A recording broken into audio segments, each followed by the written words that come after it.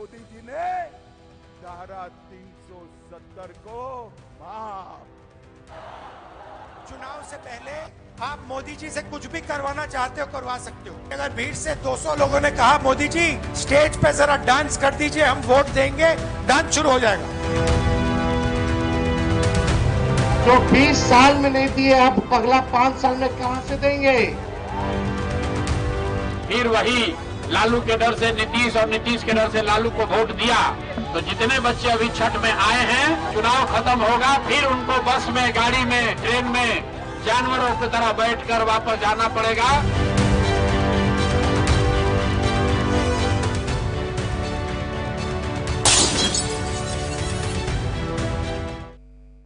बहुत बहुत स्वागत है। मैं अमित सिंह, आप देख रहे हैं प्राइम टाइम डिबेट। शाम के 5 बज चुके हैं और बिहार के लिए आज बहुत अहम और क्रूशियल डे है क्योंकि पहले फेज का जो इलेक्शन आज हो रहा है, लगातार वोटिंग सुबह 7 बजे से चल रही है। 18 जिले, 121 सीटें जिस पर वोट डाले जा रहे हैं और 3 बजे तक का आंकड़ा यह बताता है करीब करीब औसतन 52-53% वोटिंग हुई है, लेकिन सबसे कम वोटिंग पटना में दर्ज की गई है। और सुबह से लगातार प्राइम न्यूज पर हम आपको अपडेट दिखा रहे हैं। कुल 1314 उम्मीदवार हैं जो मैदान में हैं। 121 उम्मीदवार एनडीए के हैं जो अपनी किस्मत आजमा रहे हैं। 126 उम्मीदवार महागठबंधन के हैं जिनकी सीटों पर वोट डाले जा रहे हैं। साथ ही साथ 10 वीआईपी सीट्स हैं जहां पर आज जो दिग्गज है उनकी किस्मत का फैसला होना है। बीजेपी कोटे से 11 मंत्री हैं जिनके कंस्टिट्यूएंसीज में आज वोट डाले जा रहे हैं। जेडीयू कोटे से भी 5 मंत्री ऐसे कबीना मंत्री हैं जहां पर वोट डाले जा रहे हैं। आज पूरे दिन के घटनाक्रम को लेकर सबसे पहले सियासी प्रतिक्रियाओं का दौर चला है, वो देखिए फिर हम डिबेट की शुरुआत करने जा रहे हैं।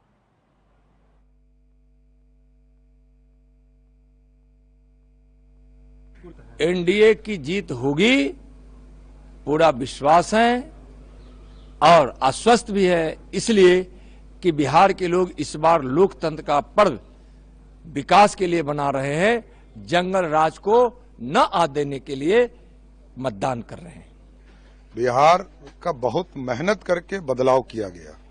2005 के पहले गड्ढे में सड़क था, सड़क में गड्ढा था, बिहार की जनता जानती है। बिजली की क्या स्थिति थी सब जानती। ये राजद के लोग की मानसिकता आज भी बूथ कब्जा करने का और बूथ से जीन निकालने का है, लेकिन जनता मतदाता मालिक है। जो जनून वोट है वो वोट पड़े, ये हम सुनिश्चित करेंगे। चुनाव आयोग का भी यही मकसद है कि जो वोटर है वो जनून वोट डाले। दानापुर विधानसभा क्षेत्र में 5 साल में वहाँ के जो प्रतिनिधि हैं, दोनों प्रतिनिधि, उनसे कोई काम नहीं हुआ है। एक तो 1.5 साल से, एक 5 साल से हैं और वहाँ का विकास बिल्कुल अवरुद्ध हो गया है। लोग परेशान हैं और यही नहीं, वहाँ पर अपराध की घटनाएं घट रही है, रंगदारी लिया जा रहा है, जमीन कब्जा कराने का काम किया जा रहा है। पूरी बेचैनी और परेशानी में वहाँ की महान जनता है, चाहती है कि हमें मुक्ति मिले और आज का दिन उनके लिए बहुत ही महत्वपूर्ण है। और बिहार की तरक्की के लिए सब लोग अपना वोट दीजिए। सभी लोगों को हम सब लोग यही अपील करेंगे कि ये सबसे बड़ा आपका अधिकार है मतदान, और आप बिहार की तरक्की के लिए मतदान कीजिए, घर में न बैठिए और बूथ पे जाइए, मतदान कीजिए। यही निवेदन। जिस तरीके से प्रधानमंत्री जी अपनी सारी योजनाओं को लोगों के सामने लाए हैं, तो हमारा काम ये होगा जनप्रतिनिधि के रूप में हर एक जन तक वो सारी सुविधाओं को पहुंचाए। जिनको जरूरत है उन तक तो बिल्कुल खासकर जल्द से जल्द पहुंचे। और जो मेरे खुद के कुछ ऐसे सपने हैं अपनी विधानसभा को लेकर के, यहाँ पे केंद्रीय विद्यालय हो, डिग्री कॉलेज हो, महिलाओं के लिए कल्चर सेंटर हो, रोड्स की सारी सुविधाएं गांव-गांव तक हो, ये सारी चीजें मैं करने के लिए तैयार हूँ। देखिए, हम तो यही कहेंगे कि बदलाव कीजिए, नया बिहार बनाइए, नई सरकार बनाइए। नहीं, कटिहार में कट्टा नहीं बोला ना, कम से कम तो मैं तो प्रधानमंत्री जी को थैंक यू मोदी जी बोलना चाहता हूँ, क्योंकि वो तो कट्टा क्रूरता वाली जुबान बोलते हैं, अपने स्वाभाविक गुणों को दूसरों पे चिपकाने की कोशिश करते हैं। सीधी सी बात है, हम साथ थे, हम साथ हैं। किसी की सरकार रहेगी जो आम जनमानस को रोजगार देगा, पलायन को रोकेगा, बिहार में बदलाव को लाने का काम करेगा, हम उसके साथ रहेंगे। देखिए, संख्या कुछ भी हो, सरकार संख्या का मत कहिए, संख्या 150 भी हो सकता है।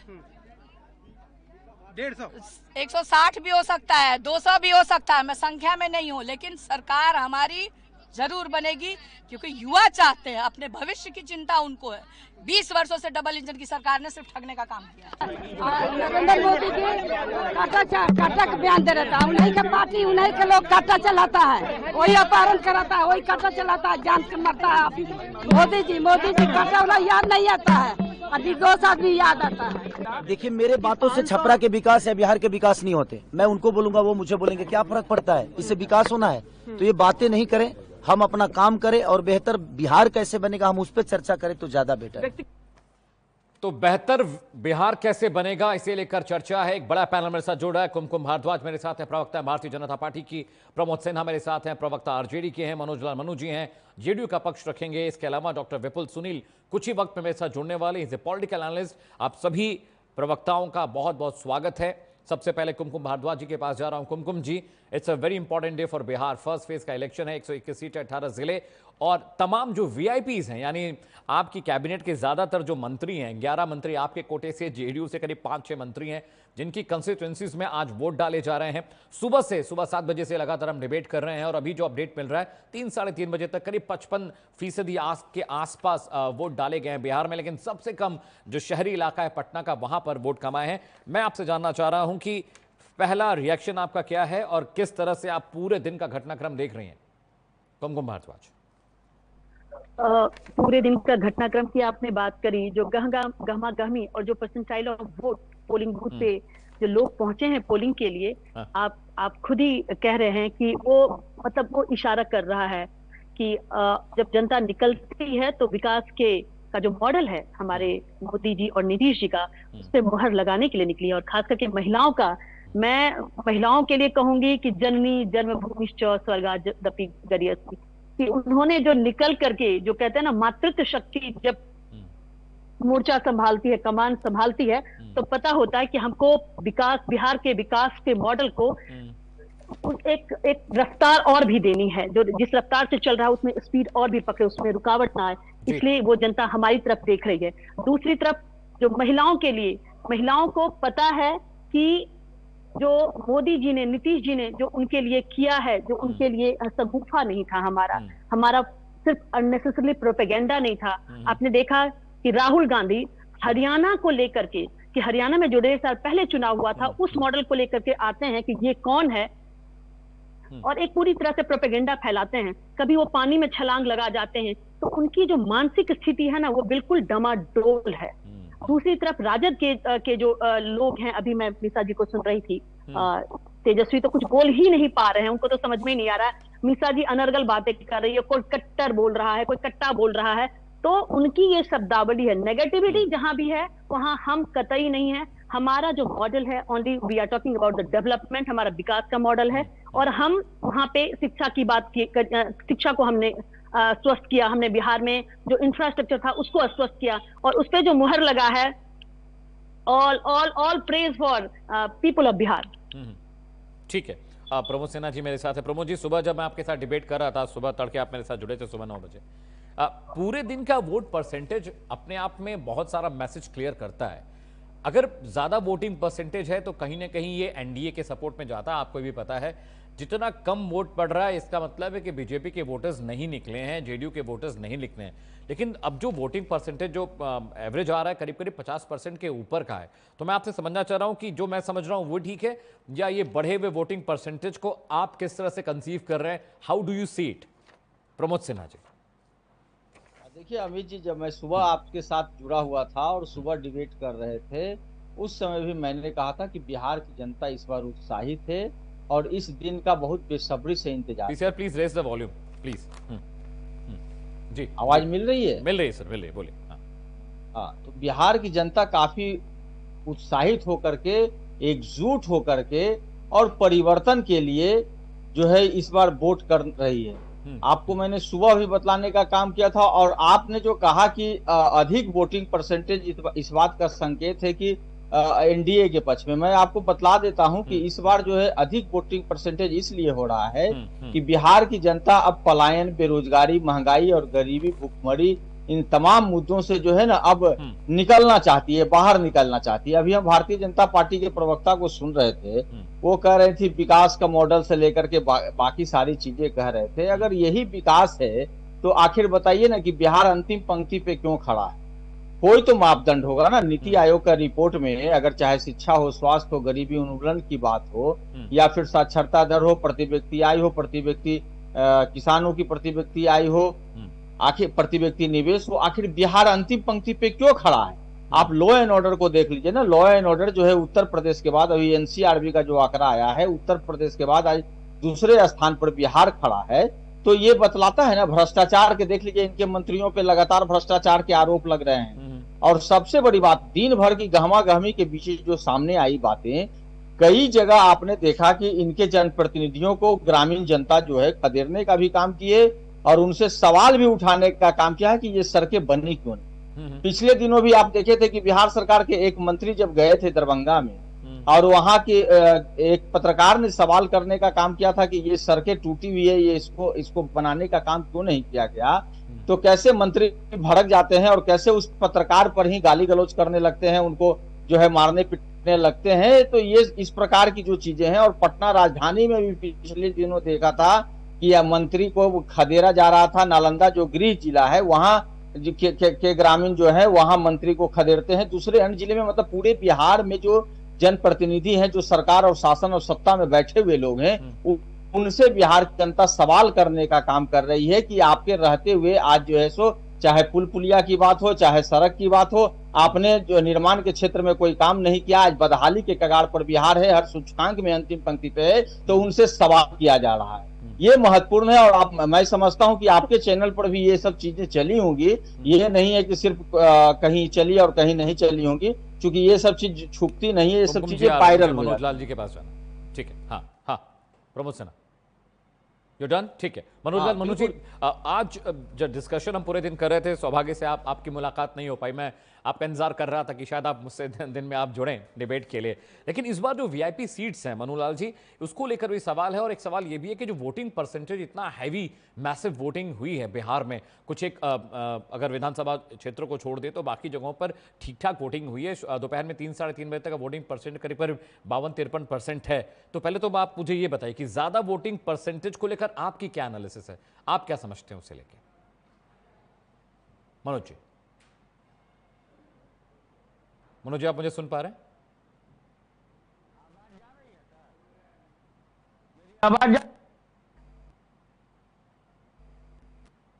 जी मनोज जी, आपकी आवाज आ रही है, बोलें सर, बोलें, बोलिए बोलिए बोलिए। आप म्यूट नहीं है सर, आप ठीक है, बोलिए। अभी आपकी आवाज आ रही थी, बोलिए।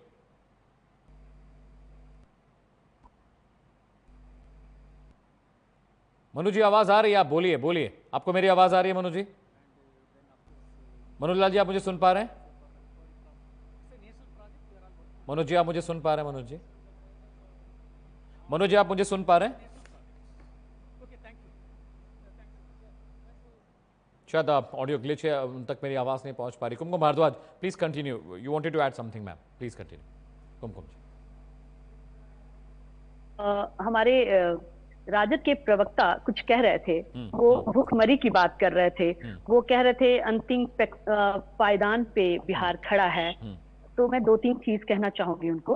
सबसे पहले तो मैं ये पूछना चाहूंगी उनसे ही कि अभी मैं गोपालगंज की धरती पे बैठी हुई हूँ और वहीं से मैं आपके साथ जुड़ रही हूँ। और गोपालगंज जो है वो इनके जो राष्ट्रीय अध्यक्ष हैं उनका गृह जिला है। और यहाँ पे रेल की क्या स्थिति है, रेल की क्या कनेक्टिविटी है, रेल मंत्री थे। एक बात तो वो बताना चाहूंगी। दूसरी बात, गोपालगंज में 61% का वोटिंग हुआ है 3 बजे तक का, मैं बता रही हूँ। भुखमरी की उन्होंने बात करी, तो भुखमरी के बारे में कहना चाहूंगी। कोई एक सामने से कोई निकला मेरे और उसने कुछ मतलब ट्रेन में या कह लें या कहीं पे भी अपना हाथ फैलाया, तो अगल बगल के लोग कह रहे थे कि मोदी राज में भी हाथ फैलाने की जरूरत पड़ रही है। आप बिलीव नहीं करेंगे, वो इंसान शर्मिंदा हो गया और हंस करके वो वहां से तुरंत ही निकल पड़ा। तो ये आज हमारी बिहार की वो व्यवस्था हमने कैसे मजबूत किया है। दूसरी बात इन्होंने करी कि अंतिम पायदान पे खड़ा है। आपको थोड़ी लज्जा है? मैं आपको पर्सनल कुछ भी नहीं कह रही हूँ, कि जो भी मैं बोल रही हूँ बिहार के डेवलपमेंट मॉडल पे मैं बात कर रही हूँ, इसलिए इसको प्लीज पर्सनल ना लें। कि किस हैसियत से आप पूछते हैं? 15 साल जिसको आपने नोचा, जिसको आपने नेस्तनाबूद कर दिया। 15 साल कंटिन्यूएशन, 15 साल। तो 15 साल का जो निर्माण की जो गति होती है वो विध्वंस की गति से धीमी होती है। ये मानते हैं या नहीं मानते हैं? अगर एक बिल्डिंग का स्ट्रक्चर को अगर मुझे ढाना है उसमें मुझे कितना वक्त लगेगा, लेकिन अगर मुझे इसका निर्माण करना है तो उसमें मुझे कितना वक्त लगेगा? वक्त चाहिए होगा। बिहार जो जिस डेवलपमेंट मॉडल को खड़ा कर रहा है, आप बिलीव नहीं करेंगे, मैं बिहार की बेटी हूं, बिहार की बहू हूं और यहां से मेरा प्यार है। इस मिट्टी पे मैं दिल्ली में रहने वाली, पढ़ाई को लेकर किसी जंगल राज के दौर में कभी बैंगलोर और दिल्ली में पढ़ाई की और जॉब दिल्ली में की। जब मैं बिहार की धरती पे लौटी अपना कुछ देने के लिए इस समाज को, जिस समाज ने मुझे कुछ दिया था, मुझे यहाँ नजर आया, मुझे ये नजर आया कि बिहार में डेवलपमेंट का मॉडल जो है ना वो रेलगाड़ी चल चुकी है। नीतीश जी और मोदी जी की सरकार में जिस डेवलपमेंट मॉडल पे काम किया जा रहा है, जब मैं स्कूल को विजिट करती हूँ तो वहां पे मुझे ICT क्लाउड एजुकेशन का मॉडल प्रोजेक्टर मुझे मिलता है, वहां पे मुझे कंप्यूटर्स मिलता है, उस प्रोजेक्टर पे वहां पे बच्चों को पढ़ाया जा रहा है। यहाँ पे पब्लिक हेल्थ सेंटर्स मुझे नजर आता है, मुझे कम्युनिटी हेल्थ सेंटर्स यहाँ पे नजर आता है। एक नहीं दो एम्स यहाँ दिया गया है। रेलवे को लेकर के मैंने बताया कि यहाँ किस तरीके से रेलवे का विद्युतीकरण किया गया है। महिलाओं को लेकर के अगर मैं गिनवाऊं तो महिलाओं को घर की अगर बेसिक नीड्स की अगर बात की जाए, 125 यूनिट बिजली फ्री, उसके ऊपर से महिलाओं को उज्ज्वला योजना की तरह सिलेंडर दिया गया।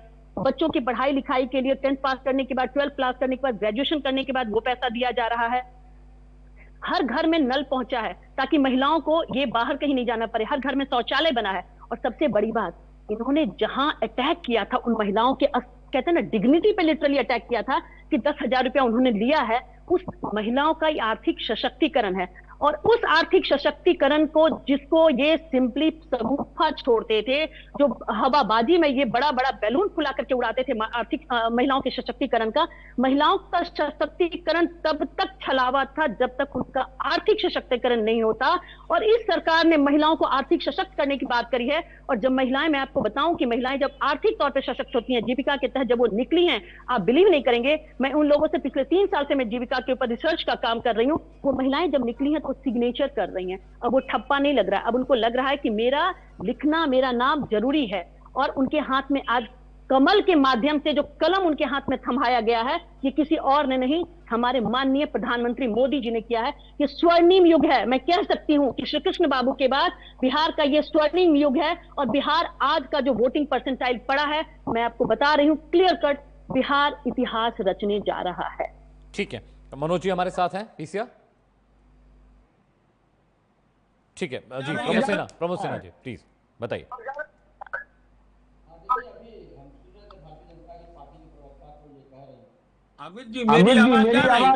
जी आवाज आ रही सर, आ रही, मैं आ रहा हूं आपके पास मनोज जी, मैं आ रहा हूं। प्रमोद सिन्हा, जो भी आंकड़ा मैं रखने का काम कर रहा हूं, कोई राष्ट्रीय जनता दल का आंकड़ा नहीं है, ये नीति आयोग की रिपोर्ट करती है। मैं अब बतला देता हूं, जो महागठबंधन सरकार में जो जातीय गणना हुआ था, उसमें राज्य की 65% आबादी मात्र 10,000 रुपया से कम पर मासिक गुजर पर किसी तरह से जीवन व्यतीत करने पर बाध्य है। 34% आबादी यानी कि 94 लाख परिवार मात्र जो है 6,000 रुपया से कम मासिक पर गुजर बसर करने के लिए बाध्य है। ये इनके विकास गाथा बतलाती है। ये कह रहे थे स्कूल विजिट मैं करती हूँ, और स्कूलों की दुर्दशा, अभी जब ACS सिद्धार्थ थे, उन्होंने जब वीडियो कॉलिंग के माध्यम से बिहार के तमाम स्कूलों का जो उन्होंने मुआयना करने का काम किया था, तो परिदृश्य तो उभर के सामने आए थे ना। बच्चे मैदानों में बैठे हुए हैं, बच्चे फर्श पर बैठे हुए हैं, किसी विद्यालय में छत नहीं है, कहीं इंफ्रास्ट्रक्चर नहीं है। किस प्रकार की व्यवस्था इन्होंने देने का काम किया। और ड्रॉप आउट की बात, अगर शिक्षा की ही हम बात कर लें, तो ड्रॉप आउट जो है उच्चतर माध्यमिक तक जाते जाते 40% और इंटर में तो 100 में 9 बच्चा बचता है। उसके अलावा देखिए, नेशनल फैमिली हेल्थ सर्वे का रिपोर्ट है, बिहार की 65% महिलाएं जो हैं वो एनीमिया की शिकार है। ये महत्वपूर्ण है कि बिहार की महिलाओं को संतुलित आहार भी मुहैया नहीं होता है, जिसके चलते वो बच्चे जो हैं वो बौना बन के शिकार हो जाते हैं। ये अभी कह रही थी 10,000 रुपया हमने देने का काम किया महिला के आर्थिक सशक्तिकरण के लिए। सबसे पहले जब हमारे नेता आदरणीय तेजस्वी प्रसाद यादव जी ने महंगाई को लेकर के जब बयान दिया था और महिला संवाद करने का काम किया था, तब उन्होंने कहा था कि हम आएंगे तो माई बहन मान योजना के तहत 2500 रुपया प्रत्येक महिलाओं के खाते में देने का काम करेंगे। और उसके बाद जो है, पहले तो प्रधानमंत्री माननीय मुख्यमंत्री नीतीश कुमार जी, चाहे आप बिजली को, जब उन्होंने मेरे नेता आदरणीय तेजस्वी प्रसाद यादव जी ने कहा कि हम 200 यूनिट बिजली फ्री देने का काम करेंगे, तब इनकार कर देते हैं। सदन में ही उन्होंने कहने का काम किया कि नहीं बिजली फ्री नहीं देना चाहिए। जब हमारे नेता ने घोषणा किया माई बहन मान योजना के तहत कि हम 2500 रुपया देंगे, तब ये पैसों पर प्रश्न उठाने का काम कर रहे थे कि पैसा कहां से लाएंगे। लेकिन ठीक चुनाव के पहले जब इन लोगों ने देखा कि हमारी तो नैया डूब रही है, तो इन्होंने जो है 10,000 रुपया देने का काम किया है। लेकिन मैं एक बात बहुत बेहतर तरीके से बतला देना चाहता हूं, ये विकास की चाहे जो गौरव गाथा बतलाने का काम करे हैं, लेकिन बिहार के जनता इस बार जो है एकजुट है और बिहार की जनता पढ़ाई लिखाई, दवाई कमाई, सिंचाई सुनवाई और कार्रवाई वाली सरकार देने जा रही है।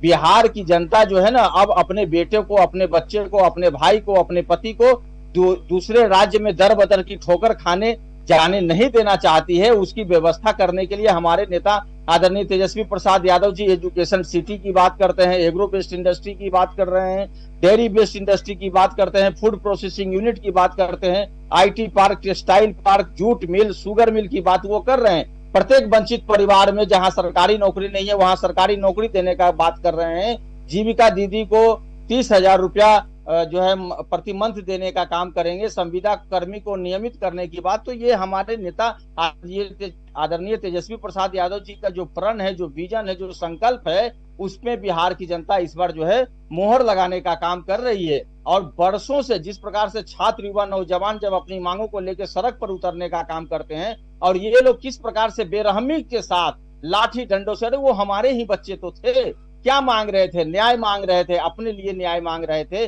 तो आप लोग उनको लाठी डंडों से दो चार करने का काम किया। उस सर्द रात को वो बच्चे भूले नहीं है, उनके ना माता पिता भूले हैं कि कैसे उनके बच्चों को जो है पानियों की ठंड के मौसम में पानियों की बौछार और लाठी डंडों की बौछार की जा रही थी। तो इस बार बदलाव तय है और बिहार की जनता ने मन बना लिया है। बिहार में परिवर्तन की आंधी बह रही है और उसी का यह परिणाम है कि लोग उत्साहित होकर के, गोलबंद होकर के बूथों पर पहुंच रहे हैं और अपना मतदान करने का काम कर रहे हैं। अमित जी, बीजेपी के प्रवक्ता है कुमकुम जी। अब मैं वीआईपी सीट्स के बारे में बात कर रहा था, बहुत इंपॉर्टेंट है। जैसे तारापुर सीट को लेकर सुबह आरजेडी के प्रवक्ता से डिबेट हो रही, तो वो कह रहे हैं कि तारापुर सीट आप हार रही हैं। इसके अलावा वो कह रहे हैं अलीनगर में आपने मैथिली ठाकुर को उतार दिया है, बहुत ये जो डिसीजन है बहुत इमेच्योर डिसीजन है। इसके अलावा छपरा वाली सीट जहां से खेसारी लाल यादव आरजेडी के कैंडिडेट हैं, वो कह रहे हैं कि आप ये सीट भी हार रही हैं। लखीसराय के लिए भी कह रहे हैं कि विजय कुमार सिन्हा भी वो सीट हार रहे हैं। तारापुर में सम्राट चौधरी को वो कह रहे हैं कि हार रहे हैं। इसके अलावा और दो इंपॉर्टेंट जो सीट्स है, वीआईपी सीट है, बेस्टन सीट्स है, बेगूसराय भी कह रहे हैं कि बीजेपी के हाथ से जा रही है। बांकीपुर के लिए भी आरजेडी के प्रवक्ता मेरे साथ जुड़े थे पंकज, वो भी कह रहे हैं कि ये भी हार रहे हैं। तो आखिर होगा क्या? और दूसरी बात ये भी है कि डेटा मैं आपको बताऊं कुमकुम जी, तो 2010 में जेडीयू ने यहां पर 59 सीटें जीती थी, 2015 में घटकर ये 46 हो गई। पहले फेज की सेंट्रल बिहार की मैं बात कर रहा हूं, 2020 में और तगड़ा झटका लगता है आपको और 23 सीटों पर सिमटकर जेडीयू रह जाती है। अगर ये परफॉर्मेंस है, ये ग्राफ है कि 46 से आप सिमट कर आ जाते हैं 23 पर, 59 से 46, 46 से 23, तो जब आपके एलआई को अच्छे सीट्स नहीं आएंगे तो आप गवर्नमेंट फॉर्मेशन कैसे हो पाएगी? कुमकुम जी,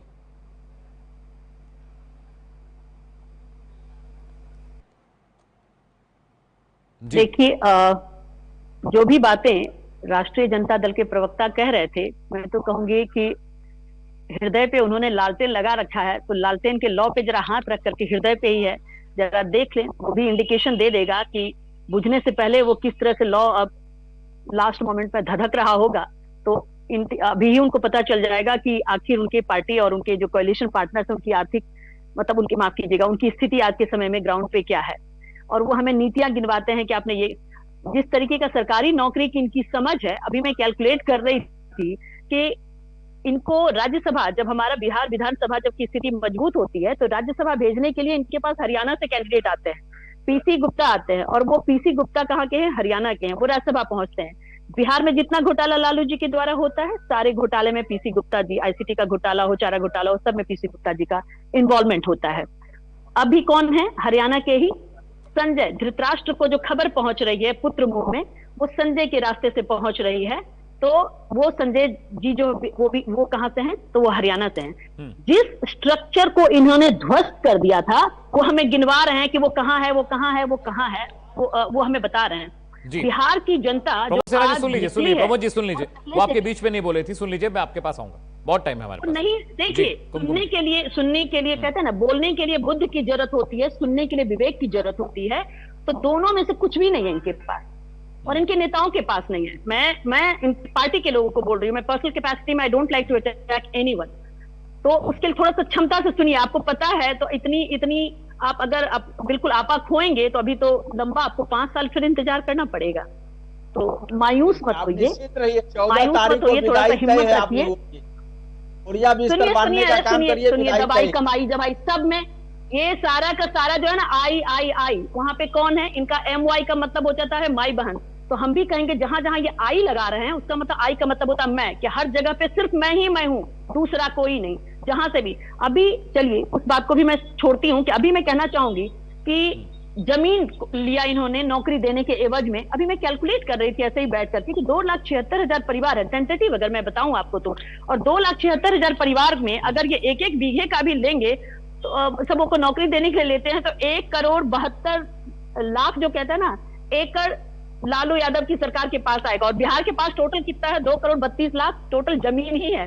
तो 50-60 लाख आम जनता के लिए बचेगा। इनकी समझ पे मुझे तरस आता है कि ना तो इनको जीरो का अंडरस्टैंडिंग है, ना तो इनको कोई कैलकुलेशन है, ना मतलब कोई नीति ही नहीं है। सिर्फ किसी तरह से सत्ता चाहिए, किसी तरह से भी सत्ता चाहिए, गुमराह करके जिसको भी। नीतीश जी को भी ये कई बार इन्होंने गुमराह करने का काम किया, लेकिन नीतीश जी को तब समझ में आया कि आरजेडी जो है वो सिर्फ ध्वस्तीकरण की बात कर सकती है।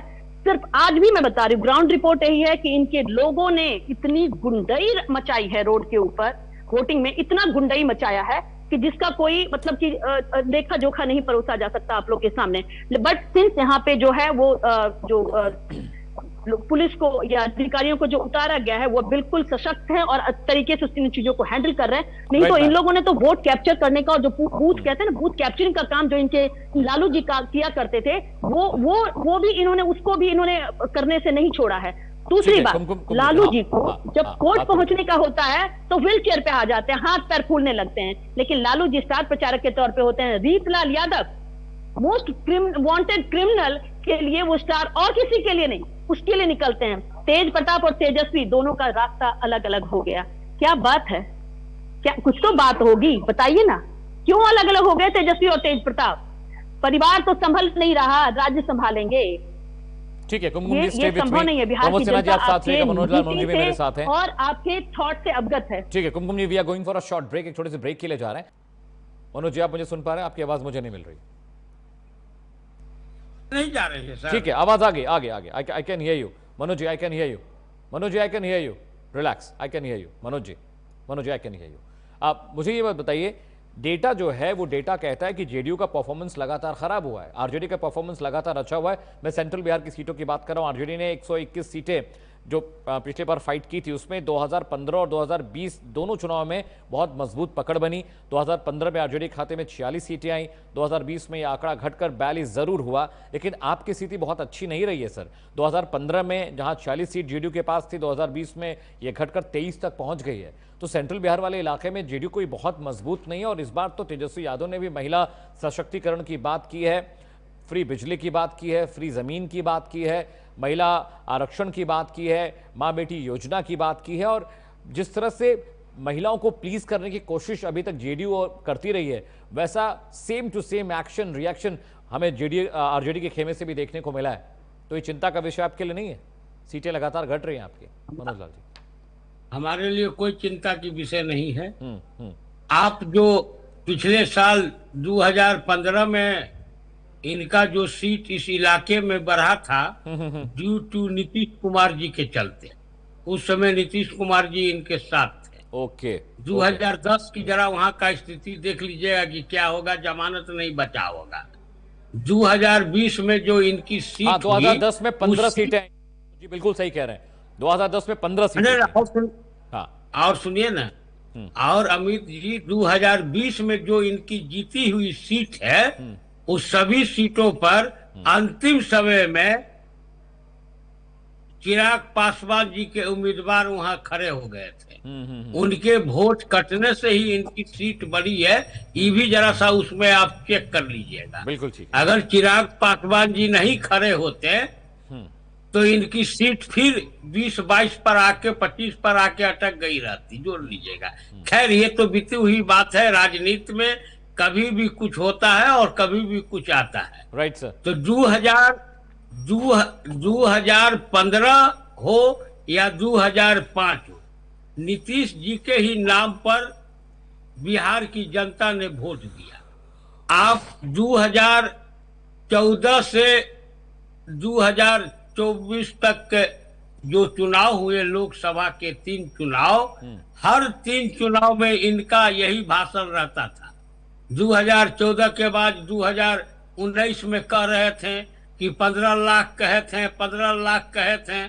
15 लाख किस सेंस में कहे थे? तब मेन बात है कि जिसके नेता ही पढ़ा लिखा नहीं हो अमित जी, उसके कार्यकर्ता क्या हो सकते हैं वही बोलेंगे।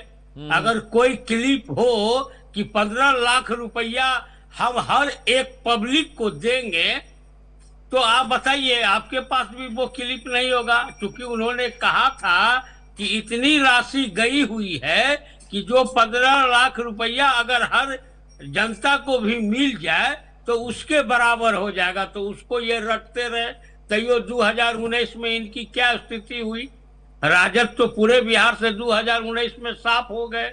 2024 में भी यही रटते रहे, संविधान लेके घूमते रहे, उसके बावजूद भी वही स्थिति रहा। तो मैं ये कह रहा हूं ना कि आप इस चीज को, धरातल को आप नहीं देखते हैं। मैंने कहा कि हमें जो कहना था जनता के बीच में ये 121 सीट पर, वो हमने परसों तक कह दिया कि हमने ये किया है, हमने वो किया है, हम ये करेंगे, हम वो करेंगे। अब जनता इस पर फैसला आज दे रही है। अभी आपने बताया कि 50-52% का, हमें लगता है कि जाते जाते 60-65-70 के एभव में बिहार की जनता इस बार चुनाव में भाग लेगी। और हर चीज, हर कुछ ये लोग जनता को भरमाने का काम किया। मैं मानता हूं कि अगर चुनाव आयोग गलती कर रहा है तो सुप्रीम कोर्ट ने भी अमित जी कहा था कि अगर किसी तरह की गलती होगी तो हम चुनाव आयोग को छोड़ेंगे नहीं, SIR को कैंसिल कर देंगे। आज अब ये लोग वो रटना रटेंगे कि से 50 लाख की 40 लाख लोगों का नाम काट दिया गया। लेकिन सुप्रीम कोर्ट में अगर कोई भी आदमी का ये एफिडेविट दिए हो कि ये जिंदा हैं, ये यहाँ पर हैं, इनको मृत में डाल दिया गया है, या यहाँ नहीं रह रहे हैं, यहाँ रह रहे हैं और इनको काट दिया गया, एक भी आपको डॉक्यूमेंट नहीं मिलेगा इन लोगों की तरफ। अब आ जाइए महान नेता बिहार के, देश के, जो आज 55 वर्ष के हो गए हैं लेकिन युवा ही है जी, राहुल गांधी जी आज बोलते हैं कि फलना जगह 1.5 बरस के बाद कि इतना वोट का चोरी हो गया। ये बोलते हैं, हर मीडिया इसको दिखा रहा। विपक्ष के नेता हैं, इसमें ये भी नहीं कह सकते हैं कि मीडिया ने इनको तरजीह नहीं दिया। इनकी सारे बातें को, एक एक चीज को अमित जी हर मीडिया ने दिखाया। और फिर यही मीडिया कहीं से लाके दिखा रही है कि ये जिसका फोटो दे रहे हैं तो कहीं का कौन डांसर है या क्या है नहीं है। चुनाव आयोग के ने एक बार इनसे कहा था कि अगर आपके पास कोई भी है प्रमाण तो आप एफिडेविट करके दीजिए। अब आप बताइए अमित जी, एंकर हैं और आपका भी फर्ज बनता है कि जनता के सामने सही सवाल को रखने का।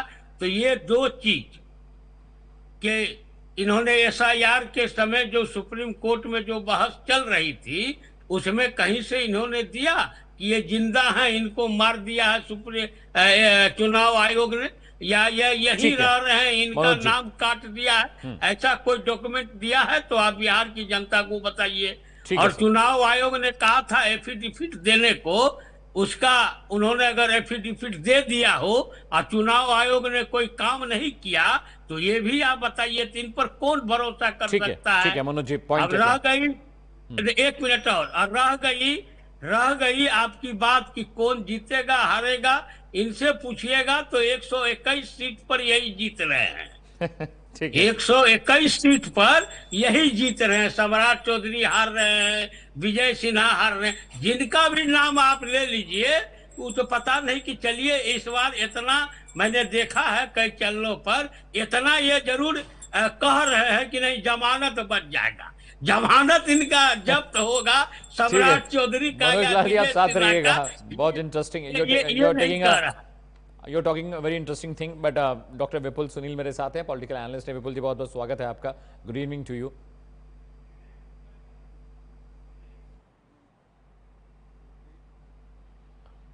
जी विपुल जी आप मुझे सुन पा रहे हैं? विपुल जी आप मुझे सुन पा रहे हैं? मुझे मिल रही आवाज, मेरी आवाज पहुंच रही? बिल्कुल बिल्कुल पहुंच रही, आपकी आवाज मेरी बिल्कुल आवाज आ रही। डॉक्टर विपुल मैं आपसे समझना चाह रहा था कि अभी तक का जो वोट परसेंटेज है वो 52-54% तक पहुंचा है। अगर पटना शहर को छोड़ दें तो एक अलग विषय, वहां पर वोट थोड़ा सा कम पड़ा है। तो वोट परसेंटेज ज्यादा होने का मतलब क्या है और वो एक क्या साइलेंट मैसेज कन्वे कर रहा है इस इलेक्शन में फर्स्ट फेज के लिए? डॉक्टर विपुल देखिए, मोटे तौर पर तो वोट परसेंटेज बढ़ने का मतलब आप जानते हैं अमित जी कि ये होता है कि सत्ता के खिलाफ कहीं ना कहीं लोगों के मन में वो है। लेकिन इस बार का वोट प्रतिशत बढ़ना, मैं इसको जिस तरीके से देख पा रहा हूं और जहां तक समझ पा रहा हूं उसमें ये है कि एक, मैं सवेरे भी कह रहा था और फिर से कह रहा हूं और तमाम जगहों पर बीच में भी मैंने कहा कि एक नीतीश कुमार जी को लेकर के एक सम्मान और एक बिहार की जनता में इस बार के चुनाव में, पर्टिकुलर मैं कह रहा हूं कि इस चुनाव में नीतीश कुमार को लेकर के एक डेडिकेटेड जनता निकल रही है वोट करने। और खासतौर पे आप अगर इस वोटिंग परसेंटेज में देखेंगे तो फीमेल वोटर्स का कंट्रीब्यूशन बहुत ज्यादा है। आप तमाम जगहों की तस्वीरें दिखा रहे हैं, देख रहे हैं और बातचीत कर रहे हैं, तो उसमें महिलाएं पूरी तरीके से, मैं बार बार कह रहा हूं कि महिलाओं ने नीतीश कुमार के लिए मोर्चा संभाल लिया है। तो मोटे तौर पर जो जनरली देखा जाता है वो तो ये है कि वोटिंग परसेंटेज बढ़ने का मतलब है कि सरकार में बदलाव चाहती है जनता। लेकिन मैं जो देख समझ पा रहा हूं और मैं पिछले दिनों के अपने अनुभव के आधार पर कह सकता हूं, ग्राउंड के आधार पर, कि एनडीए और एनडीए में भी जेडीयू बहुत आगे चल रही है, इस चुनाव में दिखलाई पड़ रही है धरातल पर। तो मैं भी कि उसी के लिए ये वोट करने के लिए लोग इतना, मतलब परसेंटेज वोटिंग का बढ़ रहा है, उसके लिए लोग इकट्ठा हो रहे हैं। जी तो आपको लगता है कि जो वोटिंग परसेंटेज बढ़ा ये बीजेपी, ये एनडीए का फायदा करा रहा है? विपुल आप ये करना चाह रहे हैं? पार्टिकुलर जेडीयू के लिए मैं कह सकता हूं, एनडीए का भी पार्टिकुलर, जब जेडीयू का होगा तो उनके साथ जो जिन सीटों पर बीजेपी लड़ रही है, एलजेपी लड़ रही है, निश्चित तौर पर उनका भी फायदा होगा। लेकिन मैं ये कह रहा हूं कि रुझान ये होता है कि मोटे तौर पर जनरली ऐसा होता है कि वोटिंग परसेंटेज बढ़ने का मतलब कि सत्ता में परिवर्तन चाहती है जनता। एक ये साइलेंट प्रतिरोध का प्रतीक माना जाता है। तो इसको बहुत जल्दबाजी होगा अमित जी एकदम सीधे शब्दों में कहना कि ये वोटिंग परसेंटेज किस कारण से बढ़ रहा है। लेकिन मैं दो कारण गिना रहा हूं। एक तो ये भी है कि कहीं ना कहीं अगर तेजस्वी का जिस तरह से सोशल मीडिया से लेकर के तमाम जगहों पर हो हल्ला है और तमाम तरह की चीजें, तो हो सकता है कि तेजस्वी के लिए भी जनता निकल रही हो। और दूसरा, नीतीश कुमार का आखिरी चुनाव समझ करके लोग वोट करने निकल रहे हैं। मुझे लगता है कि वो भी नीतीश के सम्मान में भी वोटिंग परसेंटेज बढ़ रही है, विशेष तौर पर महिलाओं का। ठीक है, प्रमोद सिन्हा जी के पास आरजेडी के प्रवक्ता है। प्रमोद भाई, एक चीज मैं समझना चाह रहा हूं कि अब तक जितने भी चुनाव मैंने देखे, चाहे यूपी हो, चाहे मध्य प्रदेश हो, छत्तीसगढ़ और राज्य के चुनाव, जो वोटिंग परसेंटेज बढ़ा है तो कहीं ना कहीं वो बीजेपी को फायदा पहुंचाया। चाहे राजस्थान की आप बात कर लीजिए, चाहे मध्य प्रदेश की बात कर लीजिए। विपुल सुनील कह रहे हैं कि ये जो वोटर टर्न अराउंड है ये जेडीयू के लिए, ये नीतीश कुमार के लिए। आप इस बात से इत्तेफाक रखते हैं?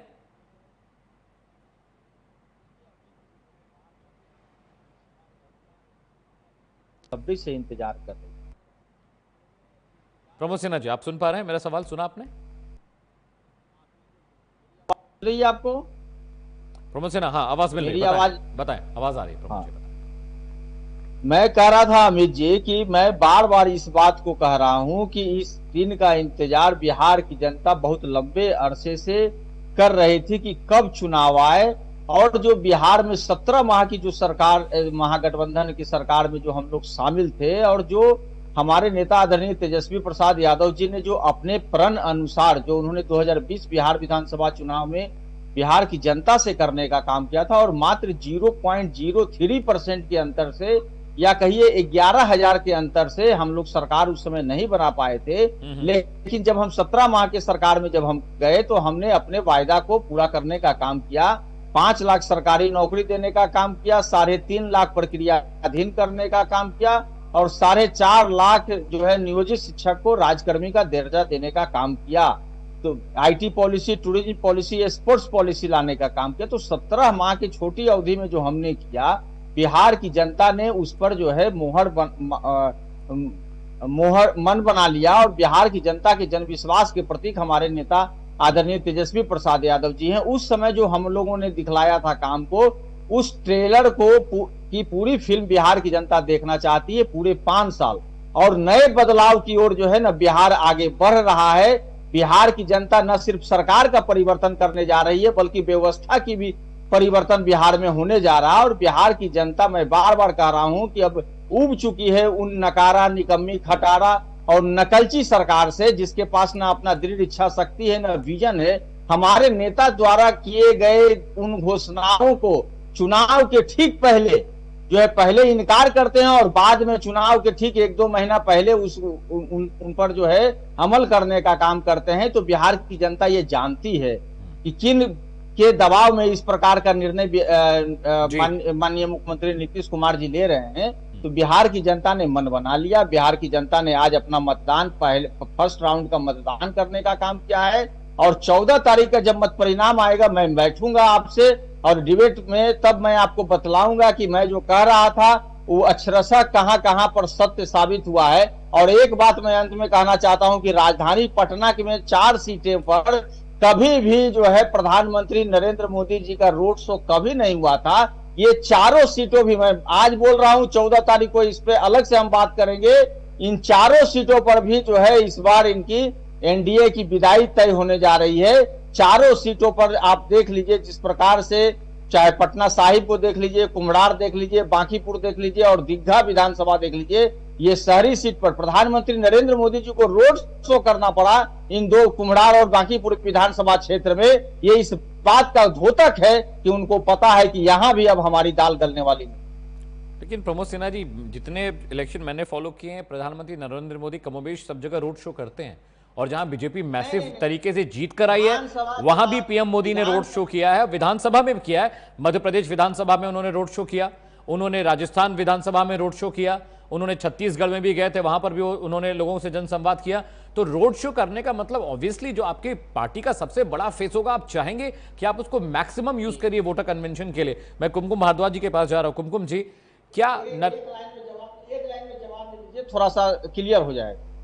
देखिए, यहां पर जो भी हार जीत का जो मार्जिन हुआ करता था ना, 30,000 और 40,000 का मार्जिन रहता था, और इस पर कभी भी भारतीय जनता पार्टी, मैं तो कह रहा हूं ना कि कभी भी जो है 2005 से लेकर के अभी 2025 है या 2014 से लगातार जब प्रधानमंत्री नरेंद्र मोदी जी बने, बिहार विधानसभा चुनाव में कभी भी रोड शो करने का काम नहीं किया, खास करके पटना में। तो नहीं करना चाहिए आपके हिसाब से?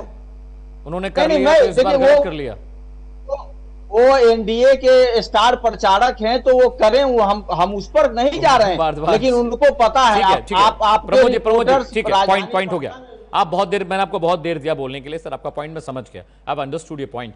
कुमकुम भारद्वाज जी मेरे साथ है, बीजेपी की प्रवक्ता है। कुमकुम, मैं एक बात समझना चाह रहा हूं कि अगर प्रधानमंत्री नरेंद्र मोदी रोड शो पटना में कर रहे हैं तो इसका मतलब ये थोड़ी है कि चारों सीटें आप गंवा रहे हैं पटना की। भाई वो स्टार प्रचारक है, स्टार कैंपेनर है। रोड शो ऐसा तो नहीं कि पहली बार वो रोड शो कर रहे हैं। यूपी विधानसभा चुनाव में भी उन्होंने रोड शो किया, एमपी में भी किया, राजस्थान में भी किया। तो ये तो सामान्य सी बात है। कुमकुम भारद्वाज, कुमकुम जी आप मुझे सुन पा रही हैं? कुमकुम जी आप मुझे सुन पा रही हैं? ठीक है। डॉक्टर विपुल, मुझे एक बात बताइए, मैं आपके पास जा रहा हूं। डॉक्टर विपुल, क्या प्रधानमंत्री नरेंद्र मोदी के रोड शो का मतलब ये समझा जाए कि पटना जो इलाका है वहां पर जो सीटें हैं बीजेपी बहुत बुरी तरह हार रही है, इस वजह से रोड शो कराना पड़ा? आपको भी ये लग रहा है? कतई नहीं। हाँ, कतई नहीं। देखने वाली बात यह है अमित जी कि जो अब तक हमने रिजल्ट देखा है, और खासतौर पे इस 1 दशक में प्रधानमंत्री ने जहां जहां रोड शो किया है, जहां जहां उनका भाषण हुआ है, उन जगहों पर बीजेपी के जीतने का दर 79% 79% आप समझ लीजिए कितना प्रतिशत बढ़ा है ये, मतलब लगभग 80% की बात है। तो इस तरीके से इसको नहीं देखा जा सकता है। और पटना शहर में तो बीजेपी का गढ़ रहा है। पटना में चाहे नितिन नवीन की सीट देख लीजिए, चाहे मतलब किसी भी सीट को देख लीजिए, और जिस तरह से जिस कॉन्फिडेंस से, ठीक बात है चुनाव में हम जाते हैं तो विपक्षी दल के नेता हैं और प्रवक्ता है तो कह रहे हैं, लेकिन चारों सीट को लेकर के जिस तरीके से वो दावा कर रहे हैं, मुझे लगता है कि वो दावा 14 तारीख को जब मतगणना होगा तो वो गलत साबित होगा। एक आध सीट पर इधर उधर हो सकता है, लेकिन पटना, कम से कम पटना में मैं नहीं देख पा रहा हूं कि बीजेपी और एनडीए हारती हुई दिखाई पड़ रही है। और खासतौर पे प्रधानमंत्री के रोड शो करने के बाद तो इसकी संभावना न केवल और भी कम हो जाती। चलिए, बहुत बहुत शुक्रिया आप तमाम मेहमानों का। कुंभ भारद्वाज, बहुत बहुत शुक्रिया डिबेट में शामिल होने के। पवन सिन्हा जी आपका शुक्रिया, मनोज लालवानु आपका भी बहुत बहुत शुक्रिया, और डॉक्टर पिपुल सुनील मेरे साथ पॉलिटिकल एनालिस्ट हैं, उनका भी बहुत बहुत शुक्रिया। तो बिहार में आज पहले फेज की वोटिंग हुई, 121 सीटें 18 जिलों में वोट हुए हैं, और करीब करीब 15 से 16 ऐसे मंत्री हैं बीजेपी और जेडीयू कोटे के जिनकी किस्मत का फैसला आज होने वाला है। रुक छोटे से ब्रेक के लिए, लेकिन ब्रेक के बाद भी प्राइम न्यूज पर खबरों का सिलसिला लगातार जारी।